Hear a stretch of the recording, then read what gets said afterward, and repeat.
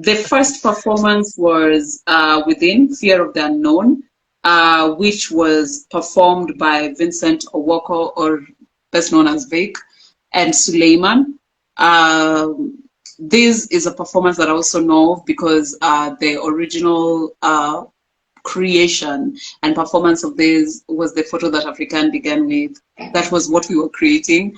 It was created by Seise Bagbo, Vic Owoko, and Tony Tesedo Oguko. When I went for this performance, I thought Tony was going to perform because he was there in the lineup of performance. Like when the poster that had Vic's performance, Tony was there. So I thought that Tony was going to perform. Tony did not show up. This is almost sounds like those news reports. We reached out to him for comment and he did not comment. But Tony didn't show up. I don't know why. So the performance happened with Vic and Suleiman. Fear of the Unknown, or Within as we called it then, Within is based on the fact that we are always very, very scared to make that first step towards things you believe in, things you want to do. And the original performance had dance, music, singing, and I know most of the time when I say music, you guys think that automatically it has singing. We are dancers. We could have music without singers. I just need you to know that we're not poets. Sorry, poets. We could have music without singing. So that's why I have to include both of them. At different points, we have music, and at different points, we have singing. And then poetry, right? It was a collaboration from people who do, what united us is we were all dancers, right? We are all dancers. We wanted to create. It was the first creation we did in Nairobi. It was the first staged performance for all of us, for all the three of us. That was why it was very important for us. It was assisted by Nema Bagamhunda and Adam Chenjo. The person who even created it to be what it is was Adam Chenjo and Nema Bagamhunda and Alakok, because they understood the performance scene and all that. So that work would not exist without all these people who really contributed so much. The person who did the set and making it look like a cool performance in terms of creating with us the ride was Alakok and Lucky Philip Rundu. Lucky is a camera guy, so maybe one time he only works with dancers though, so I don't know where y'all would meet him. I don't know where you'd meet him. If you were there, you'd have met him because he was there, so because it was dance. He mostly works with dancers when it comes to art.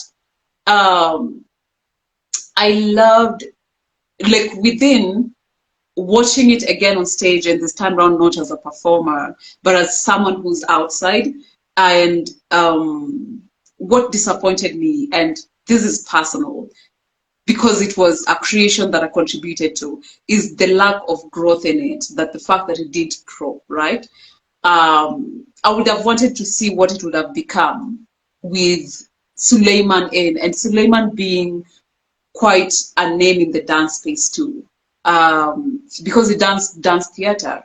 And with us, when we got here, and that was the time Adam was teaching us how to do dance theater, not to just do choreography and technique, and look at my jeté and look at my pirouette and everything. I can relevé and everything. I wanted to see what this becomes when other people who are not us do it. And you know, Vic has grown. So this was, you were talking about 2015. So this is 7 years later. It's literally 7 years later. And I would have wanted to see what 7 years has done to that particular piece, which I didn't see. And being someone who knows the inner and outer of it, I was really disappointed by that. Again, Within it was really repetitive, because what has happened, which for me made me think that they did not rehearse it. I don't know if I'm judging, I'm judging, of course, I'm judging. Not I don't know. I know I'm judging. So they did not rehearse it. That's how it felt. Why did it feel like that? They had these moments of laughs that as a dancer, they had a lot of improv. As a dancer, you just know. They did a lot of improv and echoes. And when you look at it as a dancer, you just know like they're doing that because no one here knows the choreography. Only one of us knows the choreography. So you keep intentionally doing your part right after they do theirs, which is echoing. But we know when someone is echoing because it is an intentional part of the piece, or it is because only one of us knows the choreography. And because I'm a dancer too, I'll wait for you to do your move and then I do it. You do this and then I do it, right? It felt like that. And then with the missing parts of, that's also something that I thought that they would have replaced, the missing part of the singing, not the music, the missing part of the singing and the poetry. I thought that would have been replaced to make this amazing piece, but it wasn't replaced. So what was happening? And it was confirmed to me because I thought I missed it because I know it exists, until someone asked me, did you feel like there were missing parts? And I know which are the missing parts. It's because this piece was really tied to music. It wouldn't make sense without it. It was really tied to the singing. It will never make sense without it. And even the poetry, it was really tied to that. And then the advantage every artist always take, then this I think it's all over art industry. This is not just a dancer's thing, where you get two dope performers and you guys come on stage and think you do a dope job because you're dope performance. But you know, when you get to chemistry, you're starting from zero, meaning at that point you're all work performers, because one person failing is all of you guys failing, trying to figure each other out to work. There was no chemistry between Suleiman and Vic. They had none. So what it remained with is the time when they do their solos, they are amazing. Then when they are sharing the stage, like I really loved Suleiman's solo where it was from the floor light, when now he's like embracing his fear and dealing with it. I really loved it. They started so well with the costume thing. I don't know why they abandoned the costume idea, because right now it remained regular clothes, and dancers, we don't do regular clothes. Like, what? I was pissed on behalf of the entire dance community. What? Your regular stay-at-home clothes? I'm going to send my ancestors. No, someone just needs to slap you, like clap your face in darkness, in the dark, someone claps your face. What do you mean?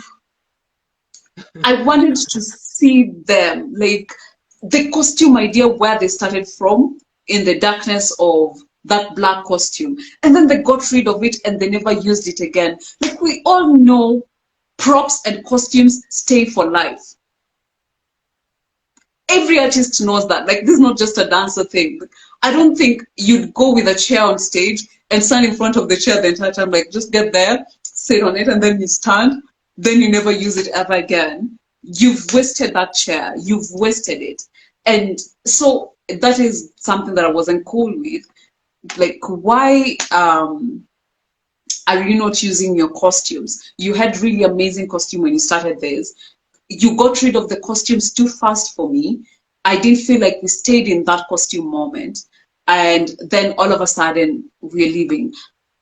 And this could be both personal, the way you were saying the other one. Mimi, Ndiki Ndiki was not personal. This was personal because this is my work. Also, second, if you've gone ahead and do it without asking people for permission to keep doing this work that they created, do they know that nowadays people have lawyers and they sue your ass for shit? Like, what? Okay, cool. Like, let's say artists wanajitia mnazo, they pretend they don't know that people have lawyers that could sue their motherfucking asses. But if you were gonna do that, at least take the work and make it better. At least grow it. Because I know everyone in choreographic conversations, if they were to talk about this, they would know that that work has not grown. If anything, it has deteriorated, because I think with time also, he's forgotten, like, they forgot the choreography. So they had moments of filling in. And that's the thing about improv. If you're going to do improv and you have someone else on stage, coordinate your improv so that it's the same counts, or do contact improv. When you do contact improv, you're constantly in each other's space and it looks like you guys have some sort of chemistry. When someone is doing improv, running around, the other one is doing actual choreography that is not in the same counts with the runs, it just looks chaotic. And overall, we were not grading, but that was my worst performance of the entire festival. It was, well, life was.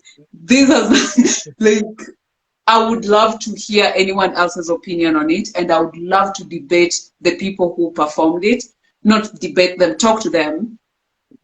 But for me, what I left with, I was, no, you don't do that. I felt like they didn't put so much effort in making this become a thing, and it's because they're really dope performers, and what it leaves you with is just tons.